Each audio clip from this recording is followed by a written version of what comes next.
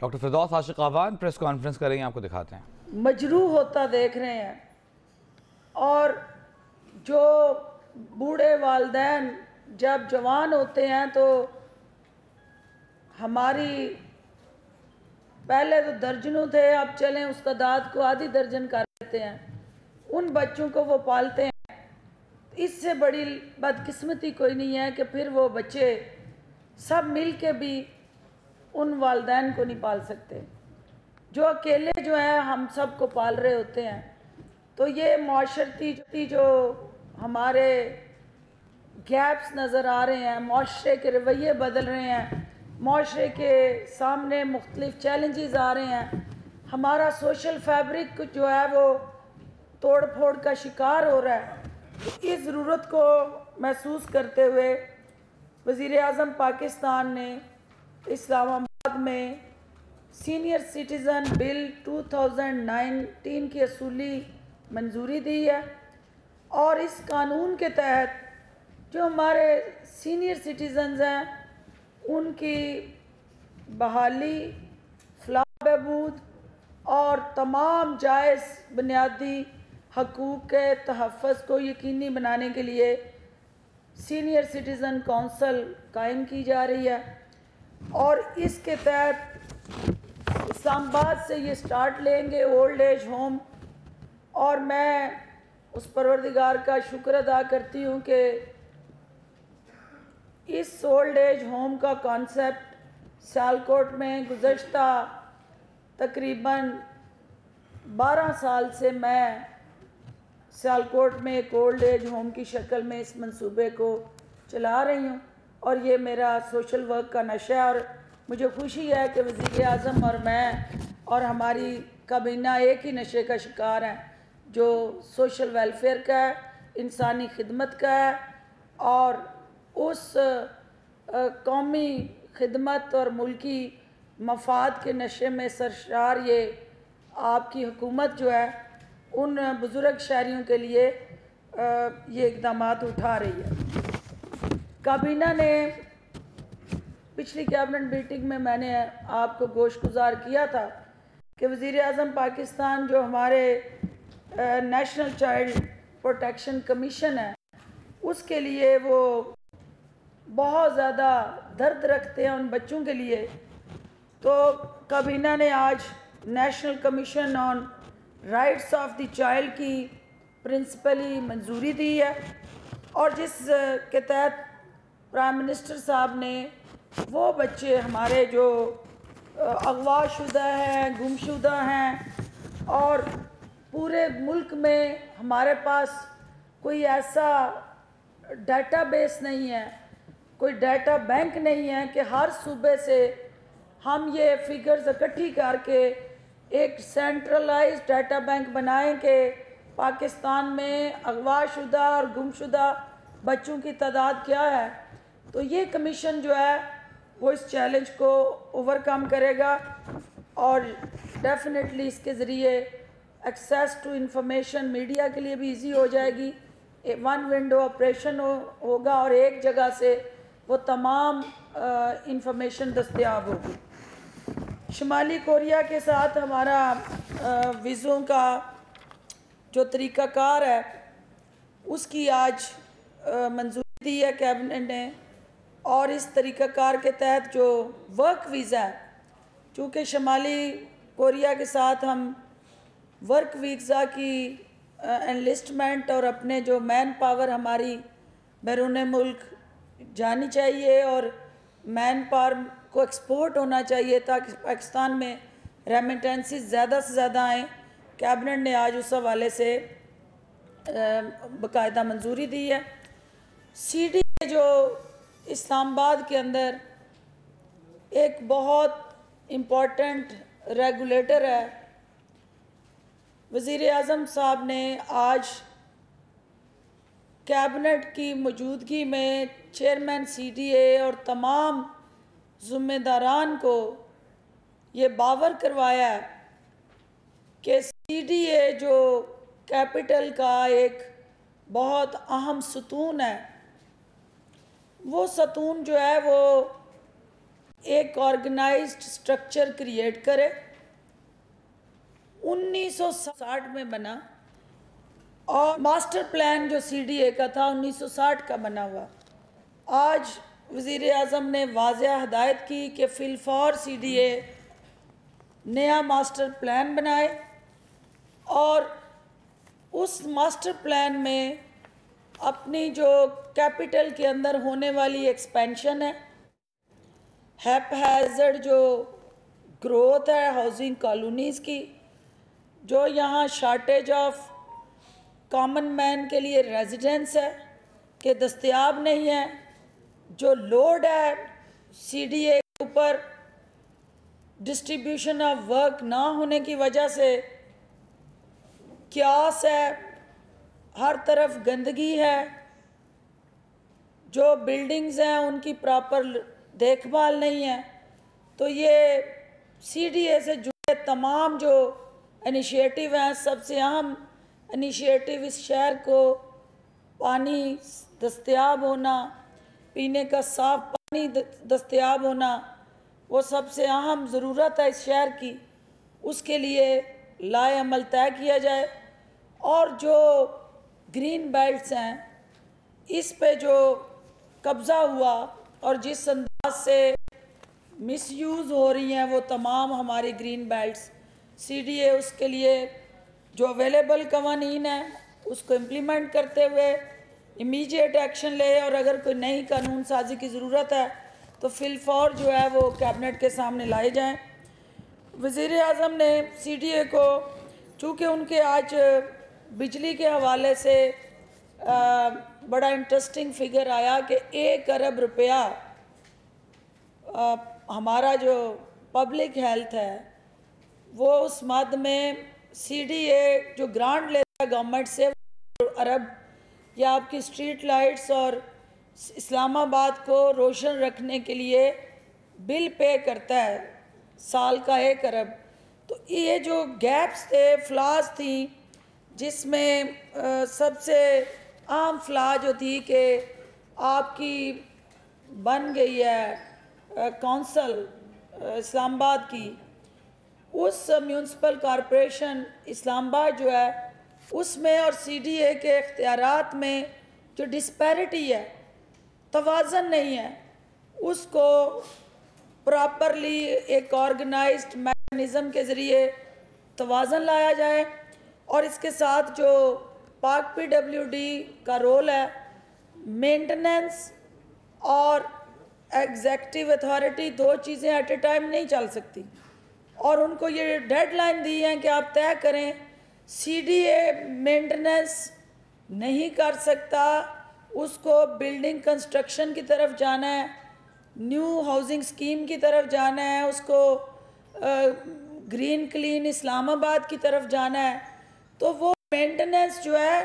Relevant departments को दी जाए, और इसी तरह जो आपका म्यूनसिपल कॉरपोरेशन इस्लामाबाद है उसके रोल को इफ़ेक्टिव किया जाए और एक जामिया प्रोग्राम लाया जाए। आज इस मद में उन्होंने जो बजट मांगा था, उस बजट के की कैटेगरिकली अप्रूवल दी गई, लेकिन उनको एक effective utilization of that budget जो है उसको इंश्योर करने के लिए 2 हफ्ते के अंदर अंदर एक इफेक्टिव रोड मैप लाने के लिए कहा गया। कैबिनेट को ये भी बताया गया कि आपका जो म्यूनसिपल कॉरपोरेशन इस्लामाबाद है उसका 2018-19 में 16 अरब रुपए उनको दिए गए। 1 अरब रुपया सफाई की मद में CDA ने आपका पाक PWD और 1 ही अरब इलेक्ट्रिसिटी का दिया। तो इस चीज़ को देखते हुए CDA के स्पेशल ऑडिट का फैसला किया गया और प्राइम मिनिस्टर ऑफ पाकिस्तान को बताया गया कि शहर की ज़रूरत जो है वो 12,000 घर है, और चेयरमैन CDA ने बताया कैबिनेट को कि हमें ये 12,000 घरों की ज़रूरत को इस्लामाबाद के अंदर फिलफौर पूरा करने के लिए इमीडिएटली अगले हफ्ते से वो एक प्रॉपर कम्प्रीहेंसिव रोड मैप लेके आ रहे हैं। और जिसको प्राइम मिनिस्टर साहब की अप्रूवल के बाद इस्लामाबाद से उसका आगाज़ होगा, और जो CDA के साथ ही जुड़ा रीस्ट्रक्चराइजेशन ऑफ CDA है। प्राइम मिनिस्टर ऑफ पाकिस्तान ने अपना रिजॉल्व शो किया कि ये रीस्ट्रक्चराइजेशन हो CDA की, ताकि हमें जो CDA के साथ जुड़ी तवक्कुआत है, क्योंकि CDA एक कैपिटल को टेक केयर कर रहा है, और कैपिटल जो है वो पाकिस्तान का फेस है। तो वो सेक्टर्स जो CDA को डेवलप करने थे वो अभी तक रेड टेपिज़म का शिकार हैं। तो उस हवाले से CDA अपनी तरजीहात तय करके तो जल्द अज जल्द इन चैलेंजेस पे ओवरकम करें। चूँकि हमारे यहाँ बढ़ती हुई अनएम्प्लॉयमेंट जो है, बेरोज़गारी है, हमारा नौजवान जो है वो डिग्रियां लेके रोज़गार की तलाश में है, तो इस चैलेंज को ओवरकम करने के लिए प्राइम मिनिस्टर ऑफ पाकिस्तान ने इंटीरियर मिनिस्ट्री, चूँकि CDA is part of the interior ministry, तो उनको यूथ एम्प्लॉयमेंट स्ट्रेटजी लाने की हदायत दी हैं। और वो यूथ एम्प्लॉयमेंट स्ट्रेटजी अगरचे कि हमारे एहसास प्रोग्राम और कामयाब नौजवान प्रोग्राम के अंदर भी वो रिफ़्लेक्ट होगी, लेकिन जो unique idea prime minister of Pakistan ने कैबिनेट के साथ शेयर किया कि हमें पूरी दुनिया में होता है, जितने भी कैपिटल्स हैं वहाँ यूथ जो है वो दिन को काम करती है और आफ्टरनून में, शाम में वो 3 व्हीलर कार्ट टाइप स्टॉल लगा के तो वो अपने उस मुआशी बोझ को कम करने के लिए मेहनत करते हैं। तो CDA भी इस हवाले से एक प्रॉपर मैकेनिज़्म प्लान करे, कैबिनेट के सामने वो लेके आए, ताकि हमारी इस्लामाबाद की जो मार्केट्स हैं, मेन शॉपिंग मॉल्स हैं, या जहाँ जहाँ पॉसिबल हो सकता है वो सजेस्ट करें कि वहाँ हम यूथ एम्पावरमेंट के लिए उन मूवेबल कार्ड्स को किस तरह इंट्रोड्यूस करा सकते हैं, ताकि आपका कल्चर भी प्रमोट हो और उसके साथ साथ आपको एम्प्लॉयमेंट भी अपने लोगों को दे सके। काबीना ने हमारे जो शाहजहां मिर्ज़ा को MD privatisation and infrastructure board तैनात करने की मंजूरी दी है। आपका शाहजहां मिर्ज़ा जी हमारे जो आपके नेशनल बॉन्ड्स एक बहुत बड़ा माजी में काला धन महफूज बनाने का ज़रिया बना रहा कि लोग, और कुछ उसमें मशहूर हस्तियाँ हैं जो अपोजिशन के अंदर बड़े बड़े नाम हैं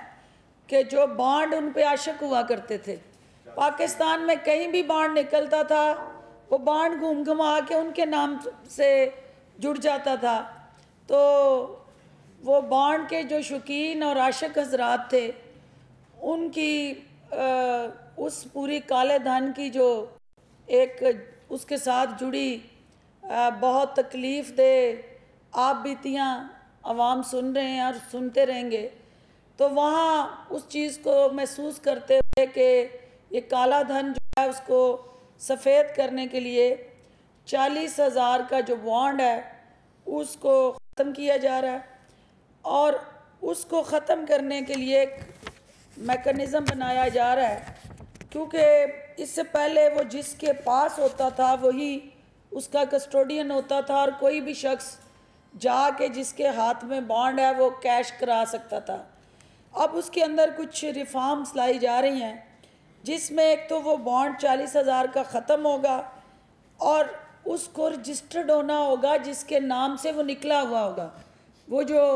जिन पे बॉन्ड आशिक होते थे, अब वो बॉन्ड अगर इश्क मशूकी बॉन्ड से उन्होंने करनी है तो उनको बताना है कि कहाँ से निकला, कैसे निकला, और उन्होंने लिया तो किस आमदनी से लिया और उनका वाइट सोर्स क्या था। तो उससे ये इश्क भी दम तोड़ जाएगा। जहाँ बाकी आप देखेंगे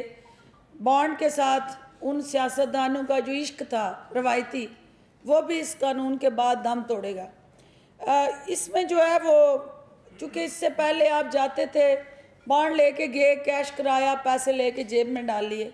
अब आपने अगर वो बॉन्ड कैश कराना है तो you have to get that money in your account. उस अकाउंट के अंदर पैसा कैश होके आएगा। वो अंडर द टेबल और ओवर द टेबल जो डील्स थी वो ख़त्म होने जा रही हैं। इस बॉन्ड से आप अपने जो डिफेंस सर्टिफिकेट और स्पेशल जो नेशनल सेविंग सर्टिफिकेट्स वगैरह हैं उनमें भी आप अब ये कन्वर्ट कर सकते हैं। यानी सिर्फ कैश ही नहीं होगा, इसमें डॉक्यूमेंटेशन भी इंश्योर होगी। इसके अलावा जो काबीना को बताया गया कि जो कैबिनेट के डिसीजंस थे उसमें 885 फैसले कैबिनेट जो किए उनमें से 789 पे अमल हो चुका है, 45 पे काम जारी है और 22 फैसले डिलेड हैं, अंडर प्रोसेस हैं। लेकिन आज जो पाकिस्तान के अवाम के लिए उसी काबीना के फ़ैसलों पे अमल दरामद की रफ्तार के हवाले से जो ईसीसी में फ़ैसले होते हैं वो चूँकि कैबिनेट में आते हैं, तो आज बड़े अरसे बाद पाकिस्तान के अवाम को ये खुशखबरी मिलने जा रही है कि वो स्टील मिल जो सफ़ेद हाथी था और जिसको टारगेट करके अपना लोहा बेचने के लिए कौम का लोहा पैदा करने वाला यूनिट जो है उसको बीमार किया गया, और यहाँ तक कि उस प्रोग्राम के साथ जो अनफॉर्चुनेटली जो हाथ दिखाया गया, जो फर्नेस थी हाई स्टैंडर्ड,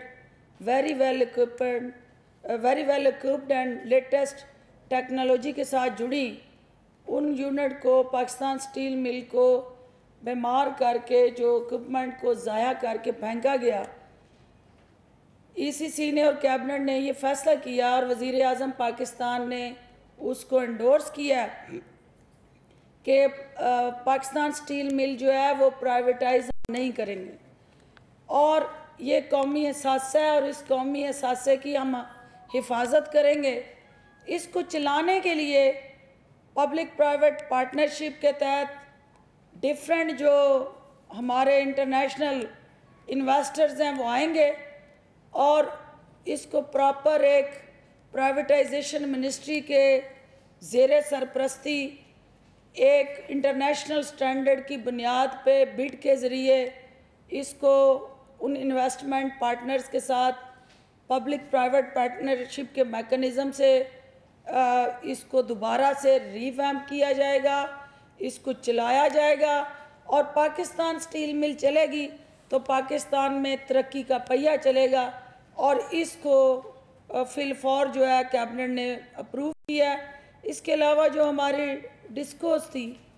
हमारा चैलेंज है, आपने देखा है कि 1200 अरब का सर्कुलर डेट बिजली की शक्ल में जो इस कौम को बदतरीन मुश्किलात में से एक मुश्किल का सामना ये भी है कि वो 1200 का सर्कुलर डेट जो है इस हुकूमत को ज़ाहिर है अदा करना है, पे करना है, और जो IPPs हैं, इंडिपेंडेंट पावर जनरेशन यूनिट्स हैं या कंपनीज़ हैं, वो आपको किसी सूरत भी उस वक्त तक बिजली नहीं देंगी जब तक आप उनको पैसे नहीं देंगे। तो वो पैसे उनको देने के लिए या आपके पास अपनी आमदन हो और या फिर आप कर्ज़ा लें। आमदन आपके सामने है, जो सिचुएशन है आपकी ख़जाने की स्पेस की, तो लिहाजा आवाम को उसमें हिस्सेदार बनाते हुए उस बोझ को थोड़ा सा 75% गवर्नमेंट ने उठाया 300 यूनिट तक, और बाकी जो है उस टैरिफ के अंदर हमारे वो जो अफोर्डिंग क्लास है उसको हिस्सेदार बनाना है। लेकिन साथ ही ये जो डिस्कोज हैं, डिस्ट्रीब्यूशन नेटवर्क के जो फेलियर्स हैं, जो लाइन लॉसेस हैं, जो आपके उस इंफ्रास्ट्रक्चर के अंदर गैप्स हैं, उनको दूर करने के लिए इनकी प्राइवेटाइजेशन का जो प्रपोज़ल है उसको एक्सपीडाइट करने के लिए आज कैबिनेट ने हदायत जारी की हैं। और इसके साथ साथ जो प्राइम मिनिस्टर ऑफ पाकिस्तान का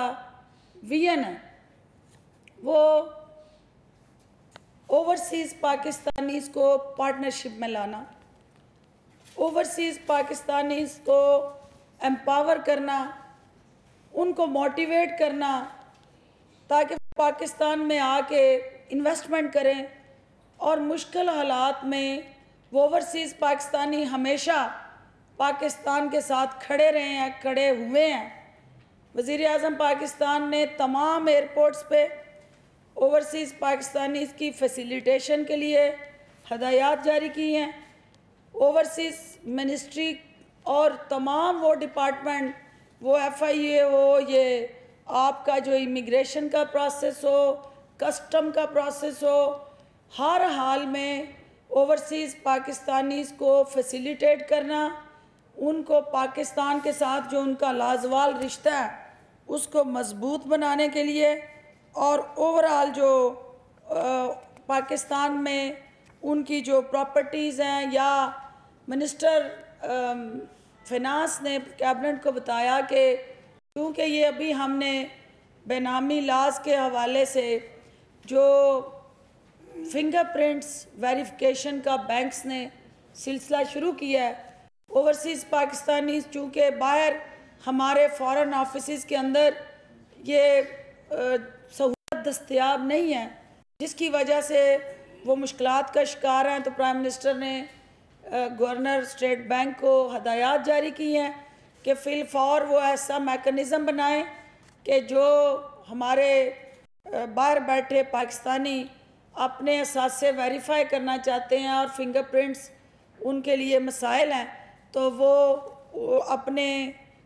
उन तमाम तरजीहात के ज़रिए फैसिलिटेशन काउंटर्स बना के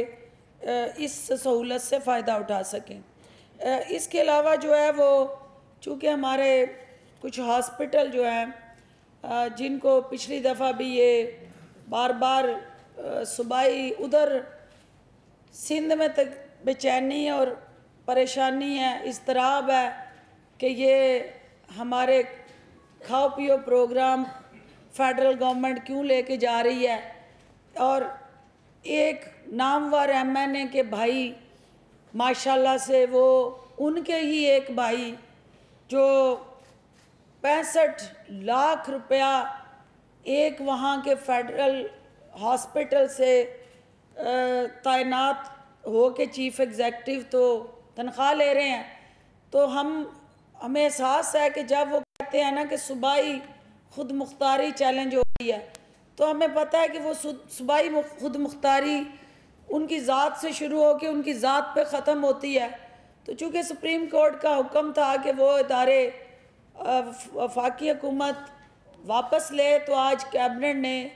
वज़ीर आज़म की हदायत की रोशनी में ये फ़ैसला किया है कि सुप्रीम कोर्ट चूँकि फ़ंड्स जो हैं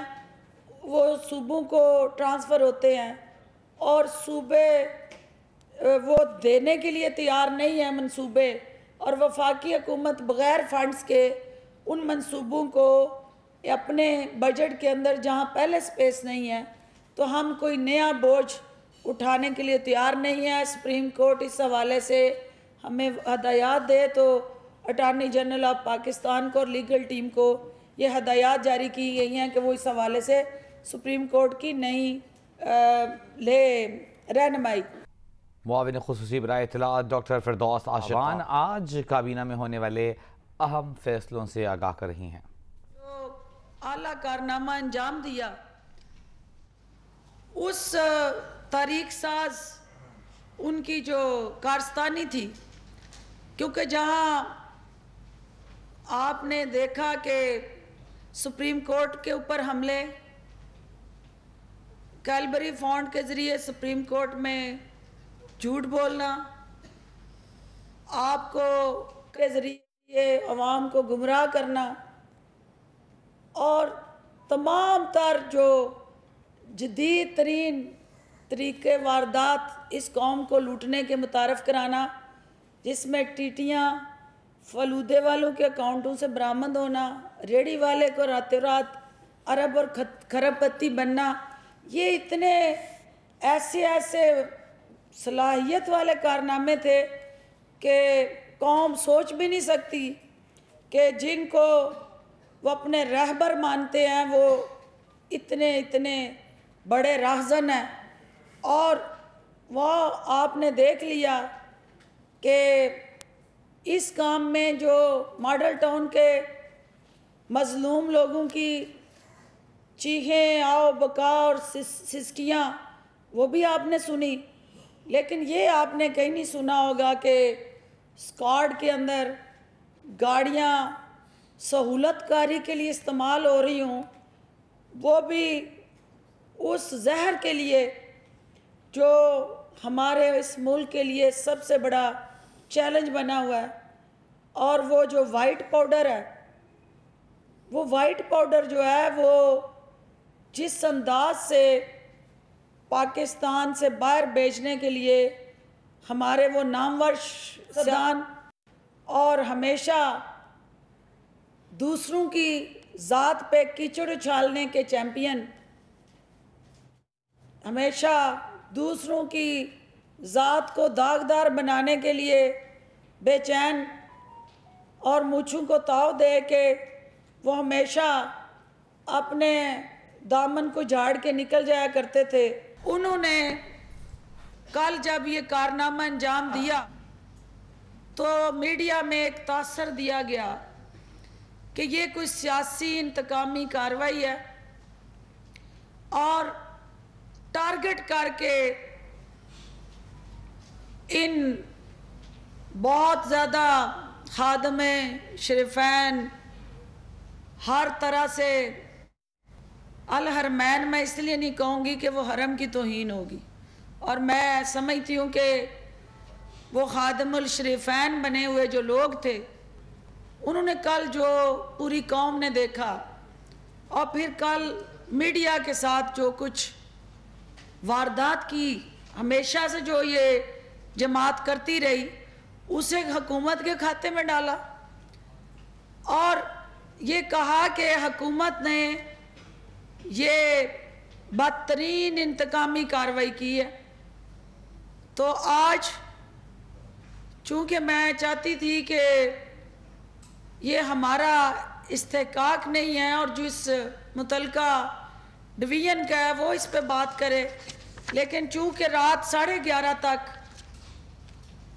मीडिया में वन साइडेड स्क्रीन के अंदर जो तासर दिया जा रहा था, जो बयानिया कौम को दिखाया जा रहा था मजलूमियत का, आज वज़ीर आज़म पाकिस्तान ने कैबिनेट के अंदर मुतलका मिनिस्टर को ये हदायत जारी की हैं कि पाकिस्तान के अंदर और पूरी दुनिया के अंदर कभी ऐसा नहीं है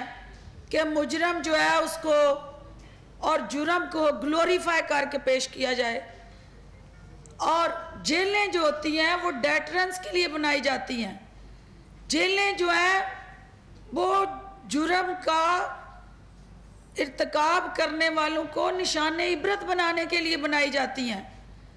और बदकिस्मती से पाकिस्तान के अंदर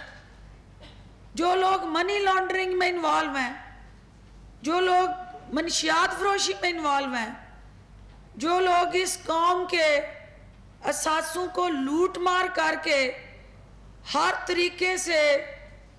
बदतरीन मुआशी बदहाली के जिम्मेदार हैं, वो लोग जो है वो प्रोडक्शन ऑर्डर लेके जेलों में एक क्लास लेके वो पाकिस्तान के उस आम कैदी के मुंह पे जेल में अच्छे मार रहे हैं उस कानून पे कि ये एक क्लास जो है उसकी डेफिनेशन को रीड्रेस करने की ज़रूरत है। और प्रोडक्शन ऑर्डर के हवाले से भी हमें ये तरजीहात तय करनी है कि वो लोग जो प्रोडक्शन ऑर्डर लेके आए पार्लियामेंट में बजट में कंट्रीब्यूट करने के लिए, उन्होंने पूरी कौम ने देखा कि वो उसी पार्लियामेंट की राहदारियों में खुशगपियों में मसरूफ़ रहे और उन्होंने ज़ीरो इनपुट दी उस बजट में जिसके लिए उनको प्रोडक्शन ऑर्डर जारी किए थे। तो वज़ीर आज़म पाकिस्तान ने इस कानून को मुतलका सूबाई हुकूमतों के साथ मिल के जो मिनिस्ट्री इंटीरियर है उसको हदायत दी हैं कि जब ताकतवर जो है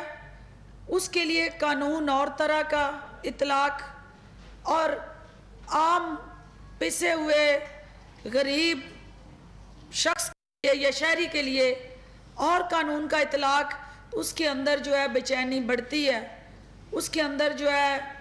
उन मसाइल से निपटने का जो जज्बा है वो कम होता है। तो लिहाजा कानून का यकसा इतलाक होगा और जेलों के अंदर जो एक तो है ना मुल्ज़म, एक है मुजरम, और मुजरम जो है वो उनके दिल की धड़कन को ठीक रखने के लिए तकरीबन 21 डॉक्टर की टीम है जो उनके दिल की धड़कन को देखती है और उनको ये नहीं समझ आ रही कि उनकी दिल का धड़कन को ठीक करने के लिए क्राइटेरिया क्या रखें। वो ऐसे ही है कि एक अनार और 100 बीमार, या उल्ट काम है कि एक बीमार के लिए 100 अनार है और वो फिर भी राजी नहीं है। वो कहते हैं कि घर से मुझे खाना चाहिए, घर से वो खाना बिस्मिल्लाह खाएं, आप ज़रूर खाएं, लेकिन वो कौन सा दिल का मरीज़ है जो हड़ीसा खाता खाने में, जिसको सिरी और पाए चाहिए खाने में, और जिसको मुरगन रोस्ट ग़िज़ाएँ चाहिए खाने में। तो ये दिल पेशौरी करने के लिए तो वो ग़िज़ाएँ हो सकती हैं, दिल का इलाज करने के लिए वो दवाएँ और वो खाने जो हैं वो तो उनके लिए किसी सूरत भी मुनासिब नहीं है। और हुकूमत को उनकी सेहत का बहुत ख्याल है, क्योंकि हमें पता है कि वो सेहतमंद रहेंगे तो वहाँ उनको ये एहसास रहेगा कि इस कौम का जो मैंडेट लेके आने वाले जो थे, जिनको इस कौम ने रहबर चुना,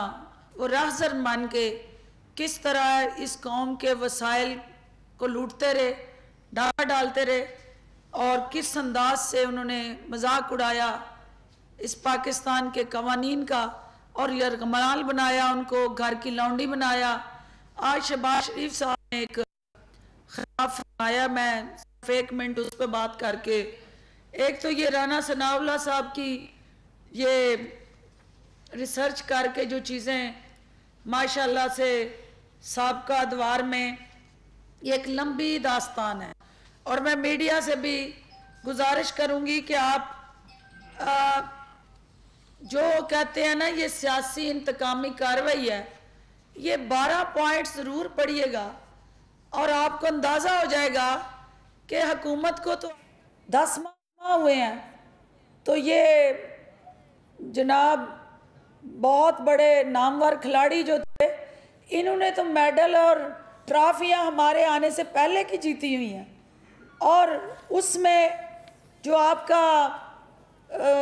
आबद शेर अली साहब के वालिद साहब, और वो इनकी शान में काफ़ी कसीदे पढ़ चुके हैं और वो भी मीडिया की जीनत बने रहे। हम आपको कॉपीज़ करवा के देते हैं कि कहाँ कहाँ उनके हिस्से में कौन कौन सी ट्रॉफी आई। इसमें मियाँ साहब ने आज इमरान खान साहब के हवाले से जो गुफ्तगू की, मैं उनको ये अर्ज़ करना चाह रही हूँ कि आपने ये फरमाया कि 71 साल में ऐसा शख्स, वो अल्फाज मैं अदा नहीं करूँगी। तो मियाँ साहब 71 साल में वाकई इस कौम को कोई ऐसा लीडर दस्तयाब नहीं हुआ जो आपका इलाज कर सके, और इसीलिए जो काम 70 और 71 साल में नहीं हुआ वो करने की जिम्मेदारी इस परवरदिगार ने इमरान खान को दी है। इसीलिए इमरान खान का अमल आपको गोली की तरह लग रहा है। इमरान खान के जो अल्फाज होते हैं वो आप उसको गोली समझते हैं और अपने सीने पे ले लेते हैं। तो ये इमरान खान साहब ने, आपने कहा कि वो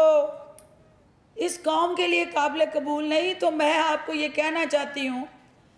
कि इमरान खान ने करप्शन किंग्स, बेनामीदार, टीटी माफियाज, इन सब के लिए वो दर्द सर हैं, लेकिन आवाम के लिए वो उम्मीदों का चिराग हैं और रहेंगे इंशाल्लाह। बाकी जो आपने देखा कि आओ बका फरियाद सियासी हमारे कुछ और एंड से भी आ रही है, पीपल्स पार्टी से,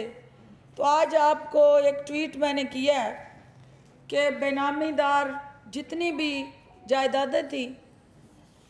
उस हवाले से अथॉरिटी बना दी गई उस कानून पे अमल दरामद के लिए। उस अथॉरिटी के नीचे मुख्तलिफ जोन बनाए गए हैं और उन जोन्स में मुख्तलिफ कमिश्नर्स की तैनाती हुई है और वो कमिश्नर्स जो हैं जितनी बेनामी प्रॉपर्टीज़ हैं, क्योंकि आम शहरी के लिए 3 जुलाई तक की एक्सटेंशन दी गई थी और सियासतदान और ब्यूरोक्रेट पे चूँकि वो एक्सटेंशन लागू नहीं होती, वो लागू नहीं होता कि भाई वो उससे फ़ायदा नहीं उठा सकते, तो वो रिलीफ लागू नहीं होता। इसलिए जो बेनामीदार कमिश्नर जोन कराची हैं, उन्होंने उस आला शख्सियत की जो प्रॉपर्टीज़, हिस्सेस जो बेनामीदार थे, उन्होंने उन्हें अटैच कर दिया और वो आर्जी तौर पे ज़ब्त कर ली गई हैं। और वो मैं कैबिनेट में जाने से पहले आपको खुराक दे गई थी कि मेरे आने तक वो आप खाएं और चलाएं, लेकिन पता नहीं वो किस हद तक चली है। इसमें देखिए, हम लोग जितने भी पार्लियामेंट में हूँ, सियासत में हूँ, मुख्तलिफ अदारों को लीड कर रहे हूँ, हमारे से लोगों की तवक्कुआत हैं और हम रोल मॉडल हैं और हमारे पास गलती की गुंजाइश नहीं है। लेकिन अगर हम ही उस आवाम के हकूक़ के जो ज़ामन हैं, जिन्होंने उन हकूक़ का तहफ़्फ़ुज़ करना है, अगर हम ही राज़न बन जाएंगे, आपको आवाम को लूटना शुरू कर देंगे, तो फिर यकीनन इस पाकिस्तान में सियासी इस्तेहकाम नहीं होगा। और जब अदारे फ़ाल नहीं होंगे, बाख्तियार नहीं होंगे, आइन और कानून के तहत काम नहीं करेंगे, तो फिर इस मुल्क के अंदर मुआशी बहरान जन्म लेते रहेंगे। वज़ीर आज़म इमरान खान ने पाकिस्तान से स्मगलिंग को ख़त्म करने के लिए, क्योंकि आपकी इकॉनमी पे डाका डालने के जो 2 मेन तरीके हैं, एक है कि आपका पैसा जो किकबैक करप्शन से चोरी होता है वो मनी लॉन्ड्रिंग के ज़रिए आपके बॉर्डर से वो बाहर निकल जाता है। और फिर इसी तरह आपकी जो इंडस्ट्री को चैलेंज है कि आपके स्मगल्ड सामान सारा जिस पर ड्यूटी नहीं दी जाती वो आपके बॉर्डर से अंदर आ जाता है, तो जिससे 2 तरह का नुकसान इस मुल्क और कौम को होता है। इस ज़रूरत को महसूस करते हुए कि मनी लॉन्ड्रिंग को रोकना है, उसमें स्पेशली डॉलर की मनी लॉन्ड्रिंग को रोकना है और स्मगलिंग को रोकना है कि पाकिस्तान में बग़ैर ड्यूटी पे किए, कस्टम पे किए कोई चीज़ ना आए, लीगल लेजिटिमेट इंपोर्ट हो। और उसके लिए कल प्राइम मिनिस्टर ऑफ पाकिस्तान ने तमाम स्टेक होल्डर्स के साथ एक कंसल्टेशन की है, जिसमें पाक फ़ौज का जो रोल है उन बॉर्डर्स के ऊपर जो